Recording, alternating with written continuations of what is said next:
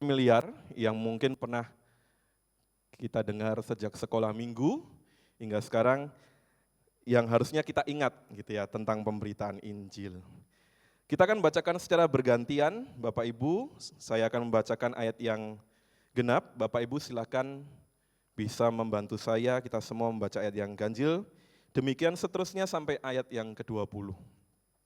Injil Matius pasal 28 ayat 16 sampai dengan 20.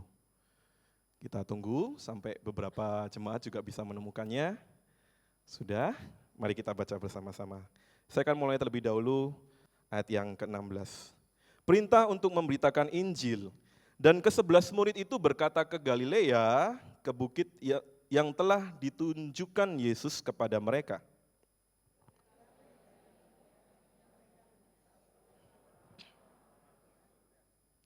Yesus mendekati mereka dan berkata, kepadamu telah diberikan segala kuasa di surga dan di bumi.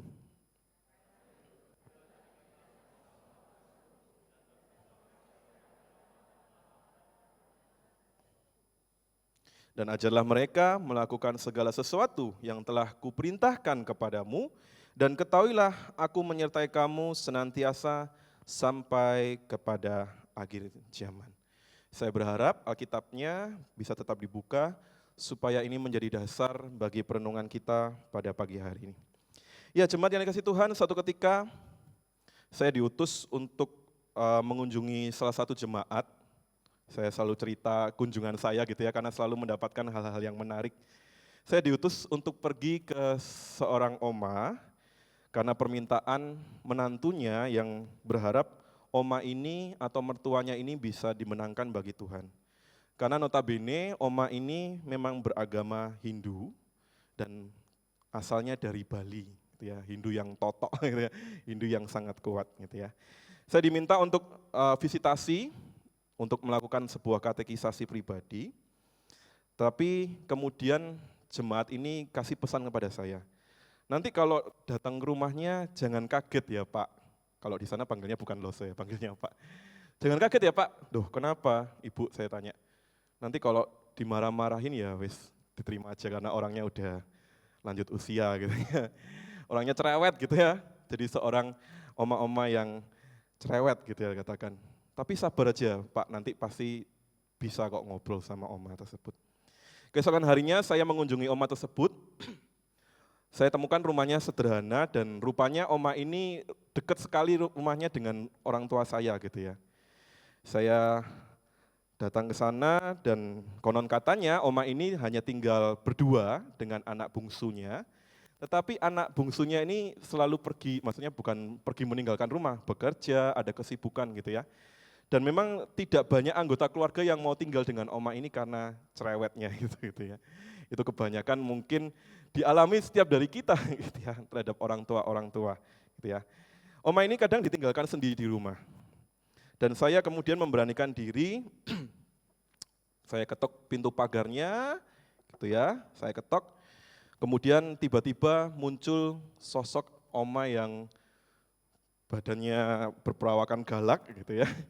Dalam hati saya, waduh ini nenek sihir, saya bilang. Gimana ya Tuhan, saya bisa sabar enggak ya menghadapi oma ini. Kemudian oma itu keluar, dia pakai tekan tongkat gitu, keluar pelan-pelan, setelah beberapa menit baru keluar. Kemudian oma ini sudah teriak gitu ya, kamu siapa? Kamu mau ngapain di sini gitu ya. Wah saya kayak ditengking setan gitu ya, ditengking sama oma ini suruh pergi gitu ya. Kamu ada perlu apa ke sini? Saya bilang, Oma, saya Anton, perkenalkan saya dari gereja, mau ngobrol-ngobrol sama Oma. Sudah, kamu pergi saja, saya sibuk. Padahal ya nggak sibuk-sibuk bener ya, kerjaannya kan cuma duduk gitu ya, nonton TV. Saya sibuk gitu ya, kamu pergi saja, jangan ganggu saya gitu ya. Semakin saya ngomong, Oma ini semakin keras nadanya gitu ya. Terus saya bingung, ini harus diapakan ya omanya ini ya. Kemudian saya bilang, Oma saya cuma minta waktu aja 1 menit, 2 menit, cuma mau ngobrol, kenalan sama Oma. Udah kamu pergi saja gitu ya. Yaudah saya pulang dulu ya Oma. Selang beberapa hari kemudian, ya karena ini tugas yang harus saya lakukan gitu ya. Saya kunjungi lagi Oma itu, sekarang omanya nggak mau keluar rumah. Di dalam udah teriak-teriak, pergi kamu, ngapain kamu kesini lagi gitu ya. Saya cuma minta 2 menit Oma, cuma ngobrol aja kenalan sama Oma. Enggak, pergi kamu, pergi, enggak usah ke sini. Kunjungan yang ketiga lebih parah lagi Bapak Ibu, Oma ini keluar, dia ambil batu kali di tamannya, saya mau dilempar gitu ya. Sambil dia berkata, kamu pergi enggak? Saya panggilkan polisi. Waduh, kok tambah bawa polisi ya, padahal kan saya cuma mau memberitakan Injil ya, kenapa bawa-bawa polisi gitu ya. Ya sudah, Oma saya pulang gitu ya, sambil saya doakan, Tuhan tolong saya harus bagaimana. Kemudian singkat cerita, saya cerita sama menantunya, wah ini mertuamu seperti ini Bu, kok seperti lebih mengerikan daripada yang diceritakan ya. Saya ditengking, saya diusir-usir kayak gitu, tapi namanya tugas pelayanan tetap harus dilakukan gitu ya. Jadi misi saya adalah memenangkan jiwa Oma ini, apapun caranya, bagaimanapun caranya harus memenangkan jiwa. Sampai kemudian tugas pelayanan ini saya biarkan, saya hampir menyerah gitu ya. Hingga suatu saat di pagi yang cerah, Bapak Ibu yang dikasih Tuhan, saya itu cuma jalan pagi. Sebenarnya udah nggak mikirin Oma itu, terus terserahlah Oma mau apa gitu ya. Waktu saya jalan pagi, delalah kok kelihatan Oma ini lagi duduk-duduk di depan. Kali ini muka auranya bukan kayak nenek sihir, tapi kayak biasa-biasa saja, sedang menikmati pagi yang indah, cerah, kicauan burung, seperti itu gitu ya. Saya cuma sapa, Oma, selamat pagi Oma. Terus kemudian Oma ini tanya, loh kamu kok jalan-jalan pagi, ada apa di sini? Oh ya saya rumahnya dekat sini Oma gitu ya. Singkat cerita, kemudian saya sebutkan rumah saya, orang tua saya di sana. Oh, Oma ini ternyata kenal dengan mama saya. Karena Oma ini merupakan salah satu pelanggan di toko, pernah menjadi pelanggan di toko rumah orang tua saya gitu ya. Kemudian pembicaraan kami berlanjut, Oma itu semakin lunak gitu ya, setelah tahu saya ini anaknya siapa gitu ya. Jadi lebih hormat gitu ya, saya dipersilakan untuk masuk. Ketika saya masuk ke pekarangan itu saya puji Tuhan, akhirnya saya nggak di luar pagar tapi saya udah masuk di pekarangan gitu ya. Lama kelamaan saya masuk ke ruang tamu, saya duduk di situ gitu ya. Kemudian pembicaraan kami berlanjut karena Oma ini berasal dari Bali dan ajaran agama Hindunya sangat kuat pada waktu itu, dia berkali-kali menolak tidak mau menerima Yesus. Diajarkan tentang yang sederhana, pelajaran sederhana tetap nggak mau. Karena Oma ini pernah kepahitan dengan orang Kristen. Dia pernah ditipu, dia pernah disakiti. Bahkan anak-anaknya juga mungkin menantunya, keluarganya tidak menjadi berkat walaupun mereka notabene adalah orang Kristen. Sehingga ada luka yang mendalam di Oma ini, itu yang harus dibenahi satu persatu, saya cuma bisa mendoakan. Oma, saya doakan ya supaya Oma bisa mengampuni. Kemudian percakapan itu berlanjut, dan sekali lagi singkat cerita, akhirnya Oma ini mau dibaptis. Yang tadinya mau lempar batu, panggil polisi, akhirnya mau dibaptis. Gitu ya. Tapi prosesnya begitu panjang, prosesnya tidak mudah. Saya hampir menyerah dan bahkan sudah menyerah. Tapi sekali lagi Tuhan tidak pernah menyerah dengan orang-orang berdosa. Tuhan tidak pernah menyerah dengan jiwa-jiwa yang terhilang, termasuk Oma tersebut. Nah jemaat yang kasih Tuhan, memang tidak mudah bagi kita untuk bermisi. Atau bukankah seringkali kita mengenal istilah ini adalah perkabaran Injil.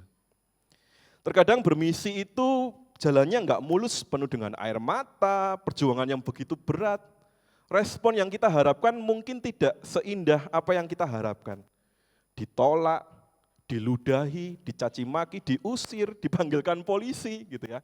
Penuh dengan tantangan dan air mata. Kalau mungkin enak gitu nggak apa-apa ya, tapi seringkali yang kita alami bukan sesuatu yang kita harapkan. Sehingga kemudian saya mau menyebutkan, bisa dibantu ini, nah seringkali bukankah Christian mission atau misi Kristen itu seperti mission impossible? Kayak film, misi yang nggak pernah bisa kita lakukan, misi yang nggak masuk akal gitu ya, kita orang awam, orang biasa, tidak pernah belajar teologi, tapi kita disuruh memberitakan Injil. Itu seperti mission impossible. Kita diusir, suruh pergi, mission impossible gitu ya. Jadi ketika saya bertemu dengan seseorang anak Tuhan, ketika saya ajak untuk bermisi, bukankah banyak yang berkata demikian? Loh saya sibuk. Kerjaan saya ini loh numpuk. Tiap hari udah ke kantor, tiap hari harus jadi karyawan, mau bermisi itu loh mau kapan waktunya. Untuk keluarga aja udah nggak ada waktu, ini sekarang disuruh bermisi. Ada yang bilang ketika ayo kita bermisi, loh uangnya siapa, duitnya sopo.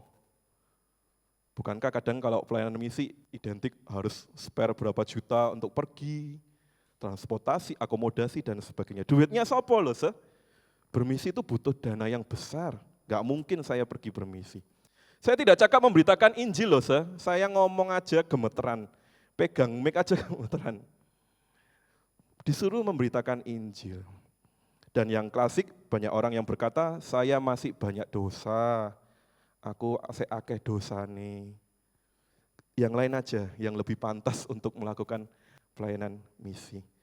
Ada juga yang tahu pelayanan misi itu berbahaya, banyak yang menjadi martir-martir meninggal dunia karena pemberitaan Injil berkata, bermisi itu berbahaya, taruhannya nyawa. Kita tahu banyak misionaris-misionaris yang meninggal. Yang kita tahu dalam waktu dekat ini ada satu misionaris dari Amerika yang saya baca beritanya itu meninggal ketika dia melayani sebuah suku di sebuah pulau yang ada di dekat India. Mayatnya tidak ditemukan. Satu orang. Saya mikir, ngapain kamu ke sana ya?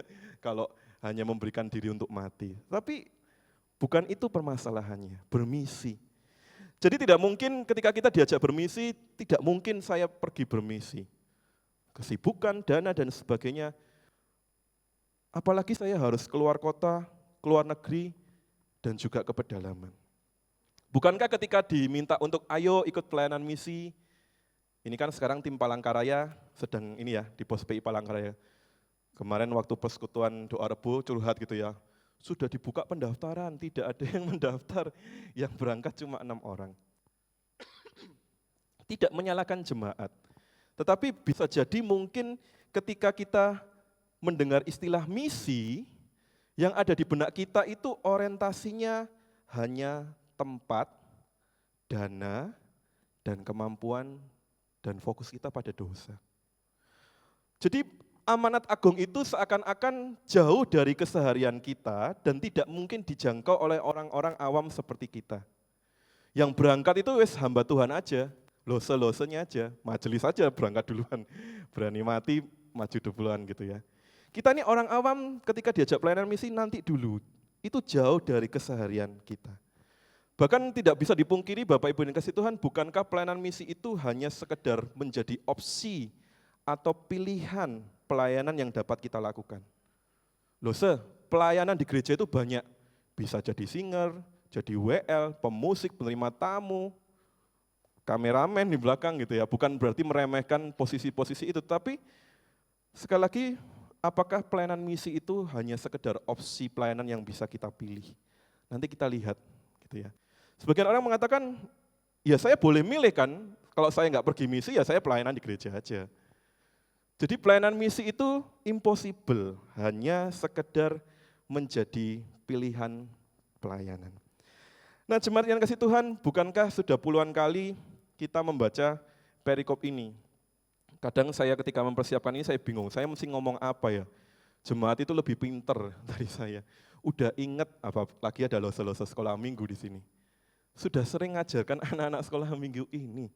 Saya harus ngomong apa Tuhan?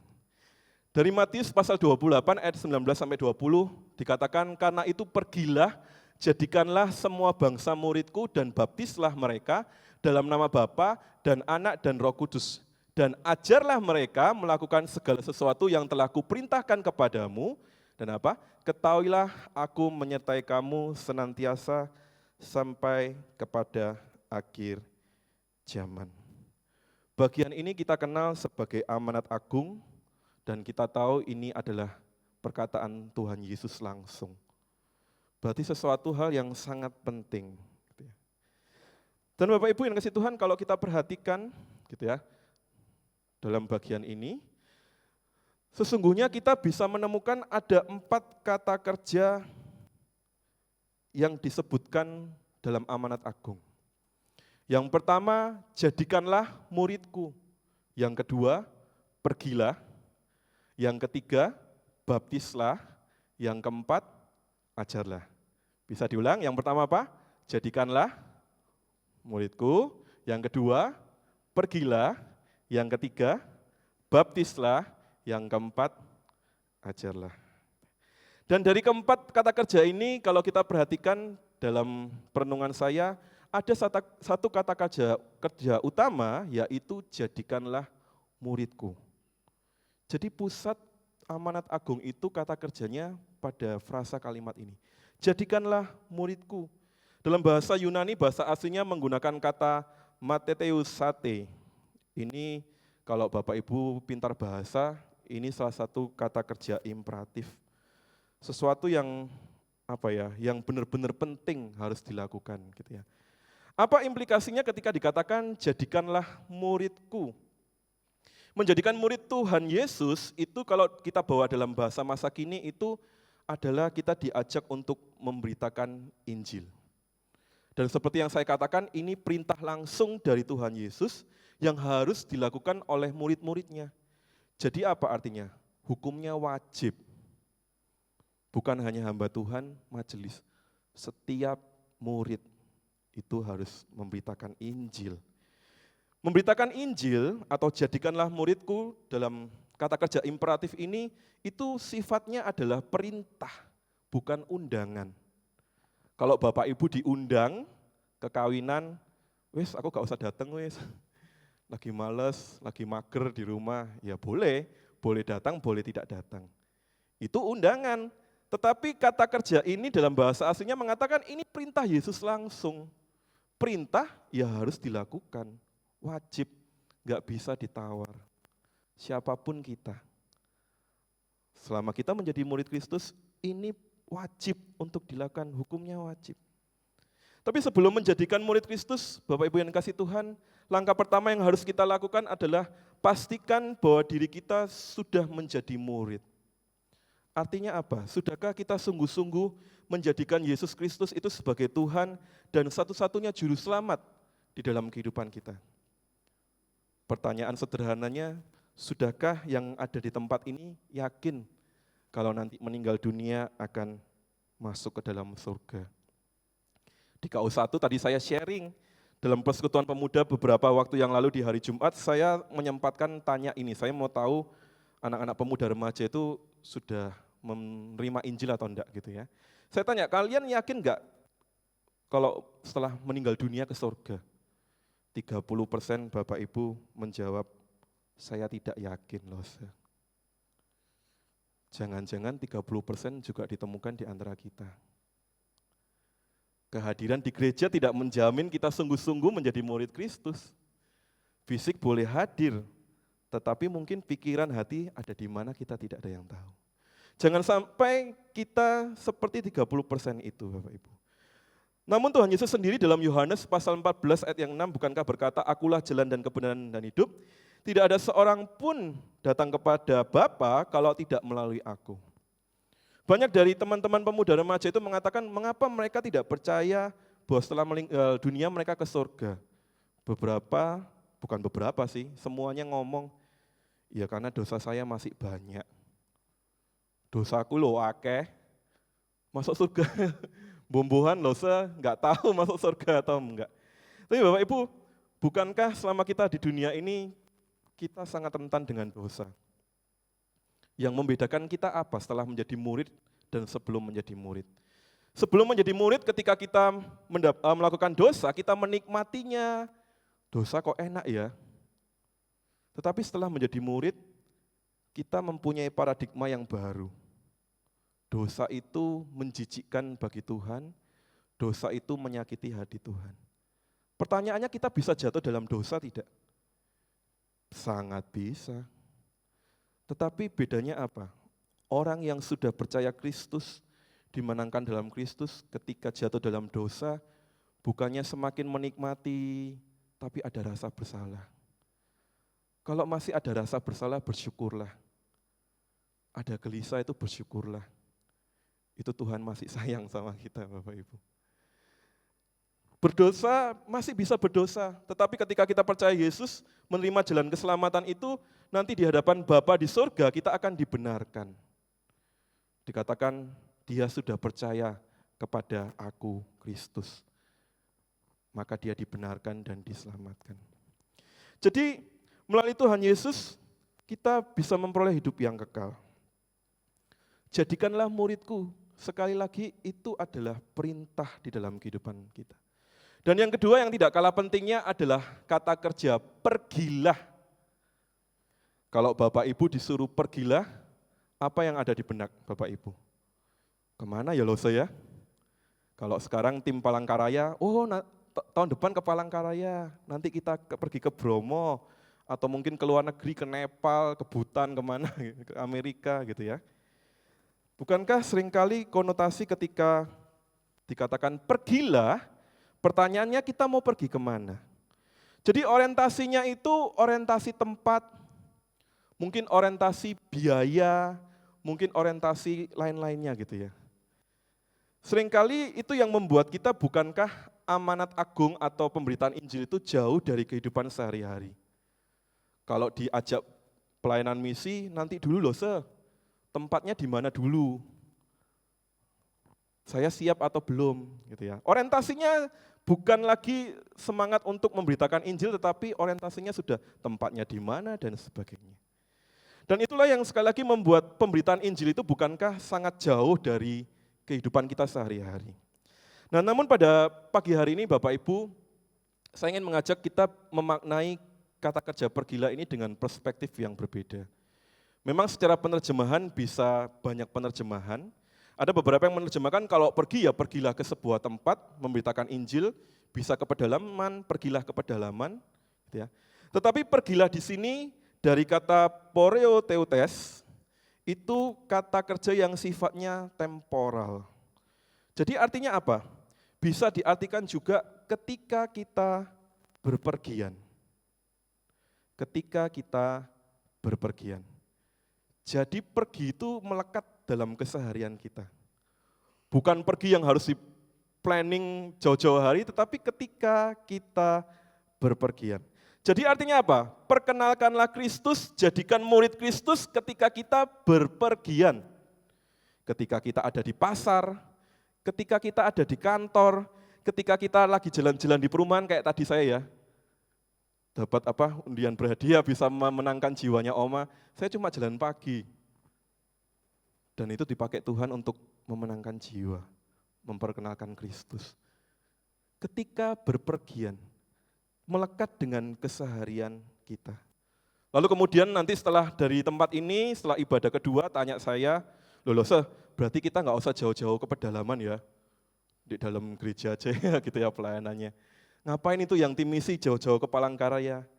Bapak Ibu jangan lupa ketika Tuhan Yesus naik ke surga, Tuhan Yesus juga berpesan. Di dalam Kisah Para Rasul pasal yang pertama ayat yang ke-8, Tuhan Yesus juga berpesan demikian. Tetapi kamu akan menerima kuasa kalau Roh Kudus turun ke atas kamu dan kamu akan menjadi saksiku di Yerusalem dan di seluruh Yudea dan Samaria dan sampai ke ujung bumi. Mengapa di Yerusalem? Yerusalem itu kita tahu itu menggambarkan di situ ada kehadiran Bait Allah. Kalau kita bawa dalam bahasa sehari-hari bisa menggambarkan gereja masa kini, ya kita ini. Yerusalem. Komunitas orang-orang percaya di GKT Citra Raya. Kemudian kita diutus juga pergi ke Yudea. Yudea itu masih satu bangsa. Orang-orang yang ada di sekitar kita. Mulai menyebar ke area-area Citraland, ke Lontar, Manuan, dimanapun kita berada. Menyebar meluas gitu ya. Bahkan dikatakan kemudian ke Samaria. Samaria itu bukankah najis, orang-orang Samaria itu najis bagi orang Israel. Mereka bangsa kafir. Artinya apa? Kita diminta untuk pergi kepada musuh-musuh kita. Jadi memberitakan Injil jangan cuma bestinya aja, teman plek. Oh teman yoga aja gitu ya. Musuh, punya musuh enggak Bapak Ibu? Pernah mendoakan musuh enggak? Musuh dalam pekerjaan, musuh dalam kehidupan, musuh dalam keluarga, musuh dalam selimut. Pernah mendoakan musuh kita enggak? Sikap kita ketika menghadapi musuh kita bagaimana? Menghadirkan Kristus atau menghadirkan ego kita. Jadi sekali lagi, pergilah itu bisa diartikan ketika kita berpergian.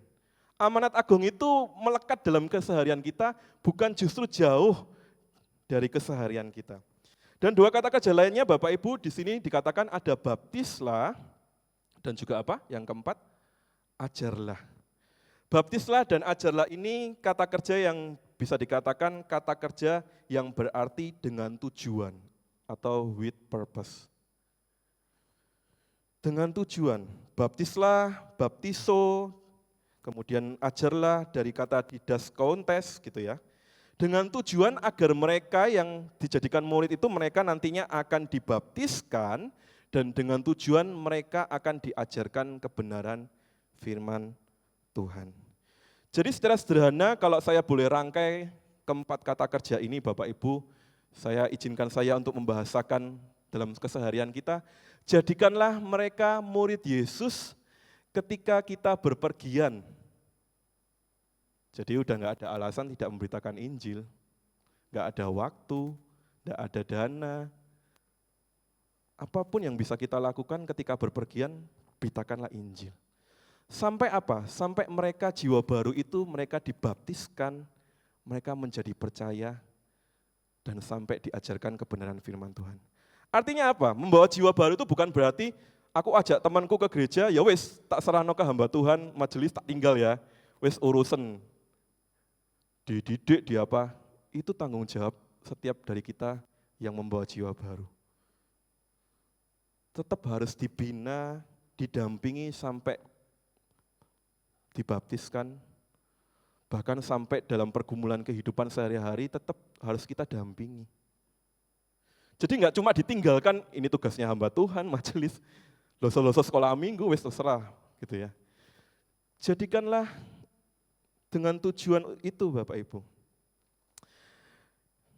Ketika berbicara tentang pendampingan jiwa yang baru Bapak Ibu, jujur saya tadi pagi subuh-subuh itu saya ditegur oleh Tuhan. Bapak Ibu saya baru saja kehilangan icang saya, mungkin ada satu foto ya, Civeni bisa bantu, ini sempat saya capture. Tadi pagi ini icang saya itu ya, itu meninggal di Penang pukul 12 waktu Penang gitu ya. Om saya gitu ya, ini adalah suami dari kakak mama saya gitu ya, meninggal dunia. Pagi-pagi benar saya dengar kabarnya, saya kaget dan saya merasa tertegur sekali Bapak Ibu. Kenapa? Beliau ini memang bersama keluarga itu berdomisili di Yogyakarta. Dan semua dokter Yogyakarta tidak bisa menemukan penyakitnya sehingga dia harus ke Penang dan ternyata dia sudah mengalami kanker lambung, sudah stadium akhir waktu itu. Dan bahkan kansernya itu sudah membungkus ususnya. Dan kami semua kaget. Dan pukul 12, almarhum sudah meninggal dunia, icang saya ini ya. Beliau ini seorang guru karate, kalau Bapak Ibu suka karate, beliau ini salah satu kepala karate di Yogyakarta, Kyokushin, gitu ya. Saya bukan promosi karatenya, tetapi orang yang sangat dihormatin gitu ya. Tapi puji Tuhannya pada waktu itu beliau sudah dilayani oleh seorang hamba Tuhan mau dibaptiskan. Wah badannya bagus banget, tempal Bapak Ibu. Karena satu penyakit jadi kurus banget kayak gitu ya. Mengalami berat badan yang sangat banyak Bapak Ibu. Sudah dilayani, dibaptiskan, puji Tuhan dia mau menerima Yesus. Tetapi dalam beberapa kali percakapan kadang saya masih menangkap bahwa icang saya ini belum sungguh-sungguh mengikut Tuhan. Kenapa? Karena masih tercampur dengan filsafat-filsafat dari karatenya.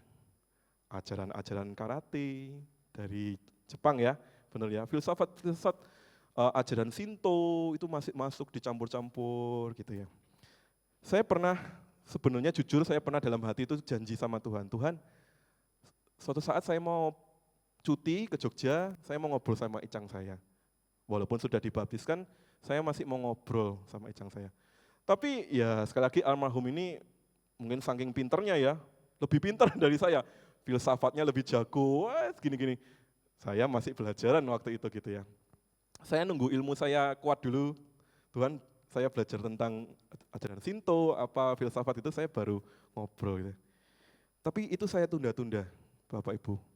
Hingga akhirnya almarhum sudah meninggal dan kita belum berjumpa. Tadi pagi saya ketika mendengar kabar itu, ya berduka pasti kehilangan. Tetapi Tuhan itu menegur saya, kamu pernah janji dalam hati untuk mengunjungi Icang kamu. Oh ya Tuhan, saya mengingkari janji saya.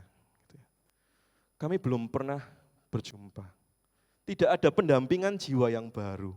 Ketika sudah selesai dibaptiskan, ya sudah ditinggal sama hamba Tuhannya, jalan-jalan sendiri gitu ya. Kadang saya menjadi pribadi itu berrefleksi, selain seseorang itu setelah dibawa ke gereja, dibaptiskan, kita tuh masih punya tanggung jawab untuk melakukan pendampingan. Syukur-syukur dia bisa dibaptis. Dan di situ ada dikatakan apa? Dengan tujuan diajarkan firman Tuhan. Sama-sama bertumbuh. Bapak Ibu jangan sampai penyesalan itu sampai sekarang, saya tadi pagi itu galau gitu ya. Pagi-pagi juga terbawa suasana, galau gimana ya, saya rasa bersalah. Tapi saya bilang, ya Tuhan, saya masih punya kesempatan dengan keluarga yang lain di sana. Bapak Ibu jangan sampai terlambat seperti saya. Adakah yang pernah janji memperkenalkan Kristus kepada anggota keluarga kita? Mungkin ada anggota keluarga kita yang belum percaya Tuhan. Janji itu harus ditepatin, Bapak Ibu. Tuhan akan tagih kepada kita. Karena itu sekali lagi perintah, bukan optional. Jangan sampai sudah almarhumah dan kita belum sempat ketemu. Ya. Oke, bisa dimatikan supaya tidak membawa suasana yang lebih jauh lagi. Jadi sekali lagi Bapak Ibu, amanat agung itu tidak jauh dari keseharian kita, tetapi harusnya amanat agung itu dekat dengan keseharian kita. Kenapa? Kita diminta jadikanlah murid ketika kita berpergian. Bukan nunggu kita pergi baru memberitakan Injil. Cuci piring, kalau ada kesempatan ngobrol sama pembantu, beritakan Injil kalau memang belum percaya.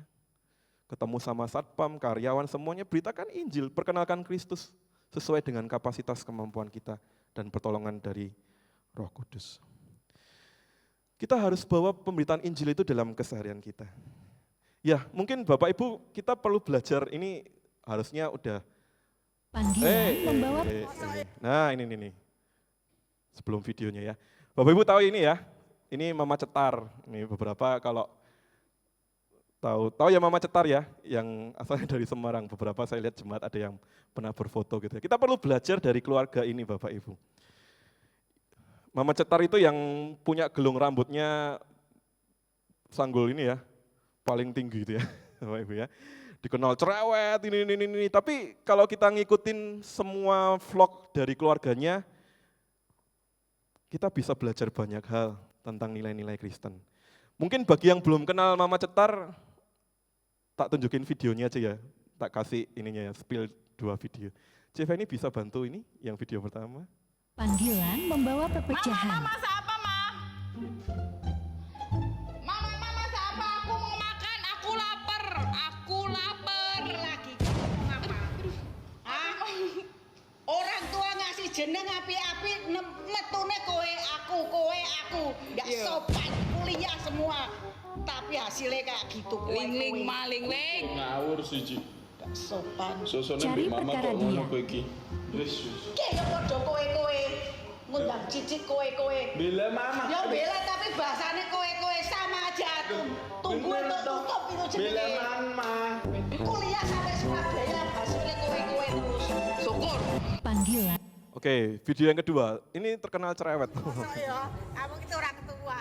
Anaknya SMPL Group, belum ngerti apa-apa. Semua pengumuman itu harus orang tua yang ikuti. Yang sekolah itu orang tua. Untuk mesen. Salah bukan guru. Ya enggak dong. Gurune pakai bahasa Inggris kok, Ma. Gurunya pakai bahasa Inggris, kan enggak Kamu semua sih orang. salah kenapa orang bisa bahasa Inggris, sekolah bahasa Inggris. Ya, kamu harusnya yang ngikuti gurunya. Mas harusnya seragamnya batik ya, ngomongnya dress code batik, siapa yang tahu? Ya, tanya nak kamu enggak tahu ya Bu, ini kan saya enggak tahu. Ini saya sekolah ke sini biar tahu lah. Saya juga ikut mau belajar. Ini dress food batik apa? Ini dress food batik apa? Dress food. Ya, sebagian dari kita mengenal ya, dengan cablaknya, dengan spontannya. Kenapa dikatakan cetar ya? Karena kayak bedek gitu suaranya kalau ngagetin gitu ya. Nah menarik Bapak Ibu, dari keluarga ini saya pribadi itu terberkati banyak hal gitu ya. Kalau Bapak Ibu mengikuti, bukankah dari vlog-vlog mereka itu diajarkan banyak nilai-nilai kekristenan. Kalau hari Minggu waktunya ibadah, mereka ibadah. Mereka shoot itu posting kami sedang ibadah, sedang pelayanan. Bukan untuk flexing ya, kalau bagi saya pribadi sih, saya melihatnya bukan flexing sombong gitu ya, tetapi ingin mengatakan jangan lupa ibadah Minggu ya, selalu diingatkan gitu. Sebelum makan berdoa dulu, tadi hormat sama orang tua. Kemudian ada bahkan kalau Bapak Ibu mengikuti, ada satu postingan itu suami dari Mama Cetar itu pernah berbuat kebaikan yang menyentuh hati. Gitu ya. Suatu ketika suaminya itu melihat ada seorang gadis kecil jual makanan, dia butuh untuk biaya sekolah, diborong semua, terus ditambahin lagi, tetapi divideokan secara spontan, diem-diem gitu ya. Bukan sekali lagi ya tidak tahu, tapi saya percaya itu bukan settingan Bapak Ibu. Tapi paling tidak kita belajar ada nilai-nilai Kristen yang ditanamkan di situ. Melalui keseharian mereka. Sebagai seorang ibu, sebagai seorang oma, bahkan anaknya yang kecil, Clayton gitu ya. Kalau anak yang cowok itu katanya mirip saya ya, namanya Kwang Yu itu, gemuk-gemuknya katanya mirip saya gitu ya.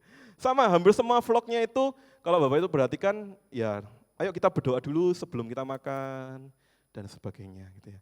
Ada nilai-nilai Kristen yang diajarkan dalam keseharian.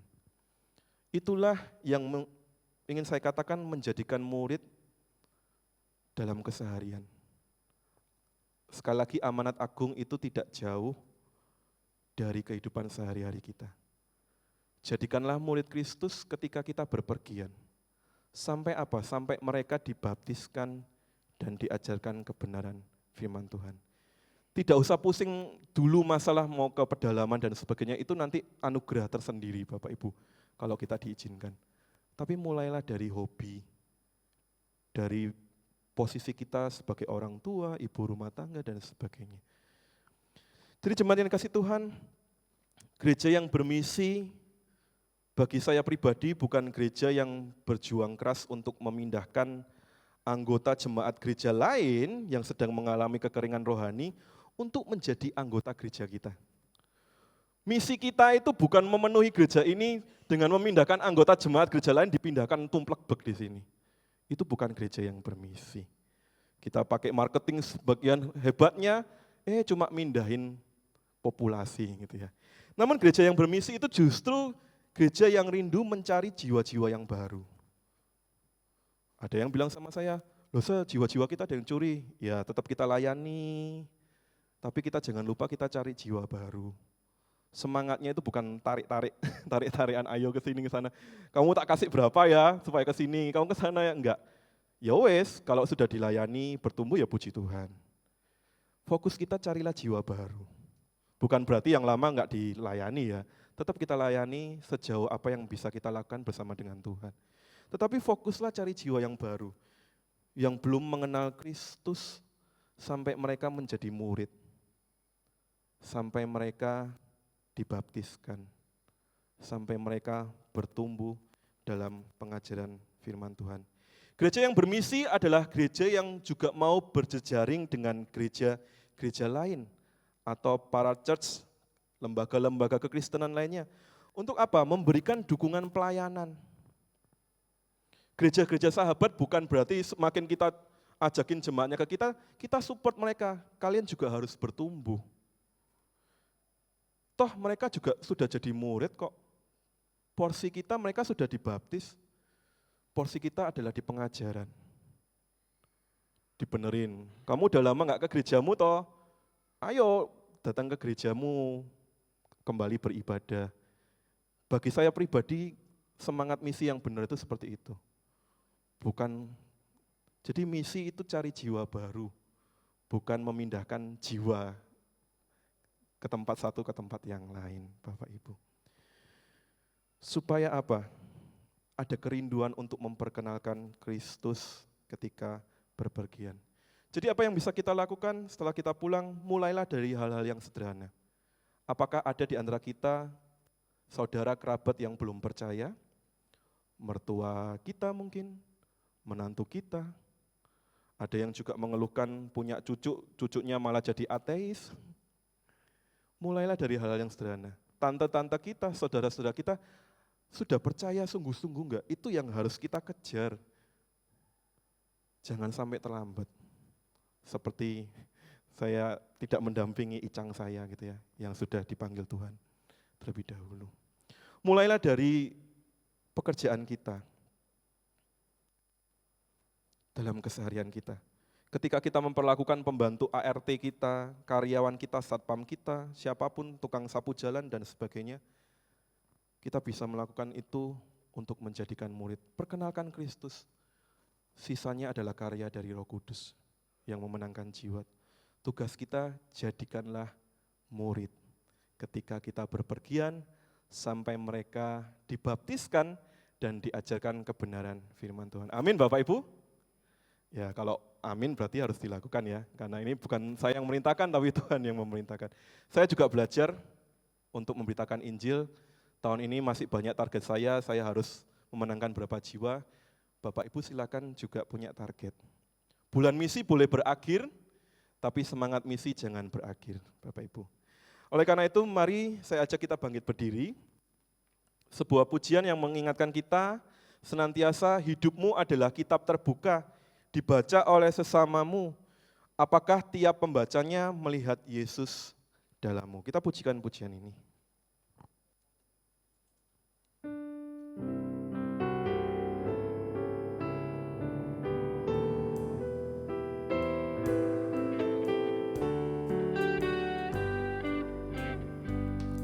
Di dunia yang penuh cemar antara sesamamu,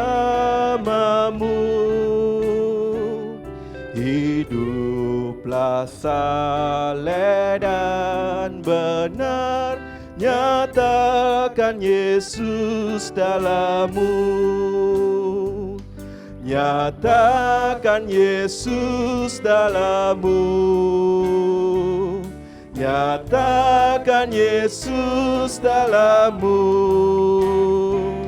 sampaikan firman dengan hati teguh, nyatakan Yesus dalam hidup kita adalah kitab terbuka.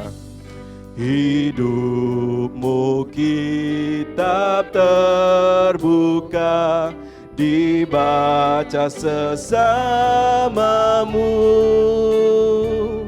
Apakah tiap pembacanya melihat Yesus dalammu? Nyatakan Yesus dalammu, nyatakan Yesus dalammu, nyatakan Yesus dalammu, sampaikan firman dengan hati teguh, nyatakan Yesus dalam. Di surga kelak kita berjumpa sahabat kita. Di surga kau kelak senang berjumpa sahabatmu, berkat hidupmu dalam terang, nyatakan Yesus dalammu. Nyatakan Yesus dalammu, nyatakan Yesus dalammu, sampaikan firman dengan hati teguh, nyatakan Yesus. Hiduplah kini baginya dengan berjiwa teguh. Hiduplah kini baginya, berjiwa tetap teguh. Bimbinglah orang tercela, melihat Yesus dalammu. Nyatakan Yesus dalammu. Nyatakan Yesus dalammu. Sampaikan firman dengan hati teguh. Nyatakan Yesus. Sekali lagi, nyatakan Kristus dalammu. Nyatakan Yesus dalammu. Nyatakan Yesus dalammu. Sampaikan firman dengan hati teguh. Nyatakan Yesus dalammu. Mari kita berdoa. Tuhan, amanat agung itu sesungguhnya tidak jauh dari kehidupan kami sebagai orang percaya. Ampuni kami ketika kami disuruh untuk pergi dan menjadikan murid. Mungkin ada di antara kami yang berkata kami sibuk. Semua orang sibuk. Engkau pun juga sibuk Tuhan untuk berkarya bagi kami. Mungkin ada yang berkata kami tidak ada apa-apanya untuk memberitakan Injil ke pedalaman. Tetapi melalui firman-Mu pada siang hari ini kami diingatkan bahwa amanat agung itu sangat dekat dengan keseharian hidup kami sehari-hari. Kami diperintahkan untuk menjadikan murid ketika kami berpergian, ketika kami bekerja, ketika kami berperilaku, berjumpa di jalan dengan pengendara yang lain, ketika kami berjumpa dengan anak-anak kami, cucu-cucu kami, keluarga kami, bahkan musuh-musuh kami, seperti orang-orang Samaria, kami diperintahkan untuk menjadi berkat bagi mereka.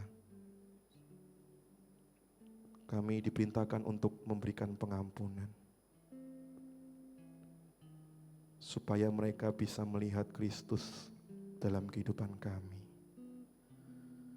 Kami mohon ampun kalau kami tidak mampu ya Tuhan. Tapi ada kuasa Roh Kudus yang nyata dalam Yesus dan juga dalam kehidupan kami, yang sudah dicurahkan di hari Pentakosta kepada setiap dari kami untuk menjadikan murid. Biarlah kami tidak hanya sekedar membawa jiwa-jiwa baru hanya untuk datang ke gereja. Kami punya kerinduan untuk mendampingi mereka dan bertumbuh bersama dengan mereka. Kami ingin memulai dari unit terkecil keluarga kami, kerabat kami yang belum percaya. Kemudian kami boleh melayani di gereja, kami boleh menjadi berkat bagi masyarakat, dan sampai ke ujung bumi, seperti di Palangkaraya, Bromo, dan bahkan di luar negeri, dimanapun kami berpergian Tuhan. Terima kasih Tuhan. Biarlah sebagai kitab terbuka, banyak orang yang menjadi percaya bahwa Engkau adalah Tuhan dan satu-satunya Juru Selamat. Dalam nama Tuhan Yesus kami berdoa dan mengucap syukur. Amin.